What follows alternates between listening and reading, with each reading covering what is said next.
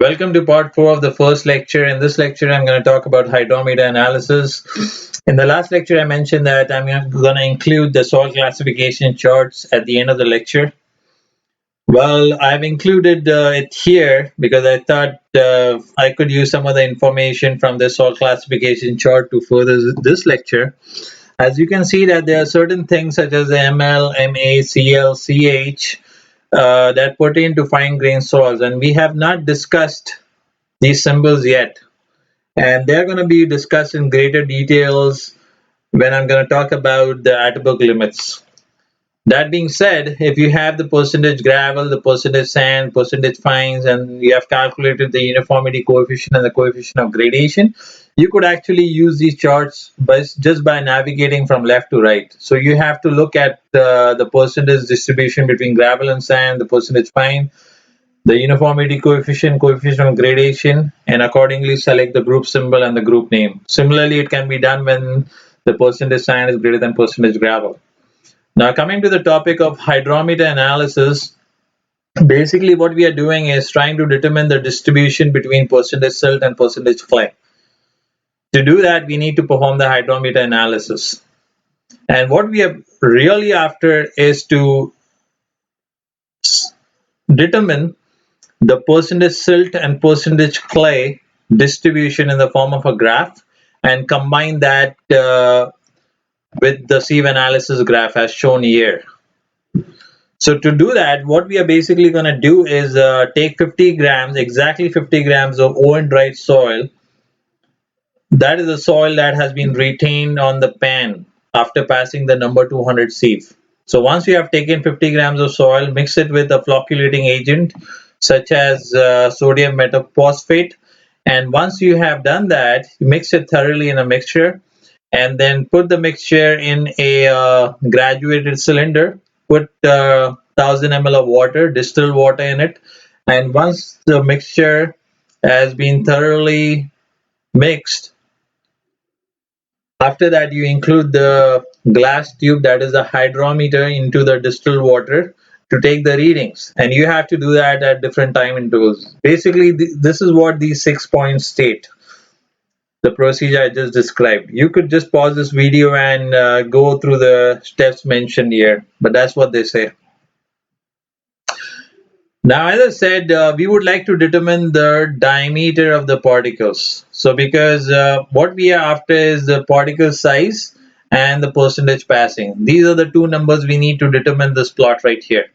So to do that, we're going to use this expression, the D is equal to K square root of L over T. Now this is a unit sensitive equation. So it has, the L has to be in centimeters, T has to be in minutes, and K basically takes into account the viscosity of the soil, the density of water, and the specific gravity. So all these three values have been lumped into just one value, that is the K value. Now, what is the whole principle behind, I beg your pardon, the hydrometer analysis? What we are basically doing is using the principle that heavier objects settle down faster than lighter objects. So when you put a soil particles inside, the heavier particles are going to settle down faster and the lighter particles are going to stay suspended. And this is what hydrometer analysis is all about. We lower the hydrometer and take the readings at different time intervals. And once we have done that, you determine the particle diameter, the percentage per passing, come up with this graph, and then just combine the sieve analysis graph with the hydrometer graph and produce this graph. This is what we are going to do. Now, there are three types of corrections for the hydrometer. So the hydrometer is designed to read the values at the bottom of the meniscus here. But since the soil has been mixed thoroughly with the distilled water, what happens is we are not able to read the readings right at the top of the meniscus, which is why there should be a correction factor associated with it. Hence, we have the meniscus correction. Now, the second thing is the hydrometer is calibrated at 20 degrees Celsius. Well, if the temperature is different, what do? You apply correction, and that's what the second correction is all about. Now, the third one is the dispersing agent correction. Now, when we mix it with a dispersing agent such as the sodium metaphosphate, what is happening is we are increasing the specific gravity of the soil. So that won't be representative of the actual soil. So in order to correct the specific gravity, there's a correction factor associated with it. I don't want to steal the thunder at this point, but I'll just show you these correction factors that I've included right at the end of the slides. And I'm gonna keep referencing this last slide in these previous presentation slides.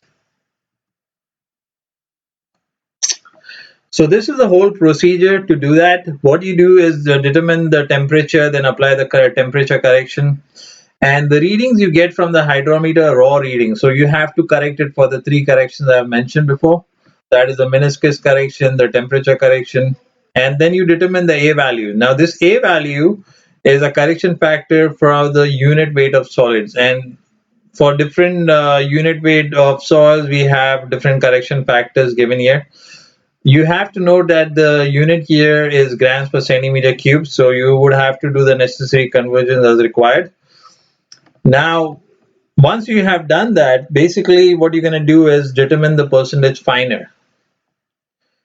So this is the first part. Now the second part is to determine D. So in order to get to D from this percentage finer, you have to use this expression. As I said, D is equal to K into square root of L over T.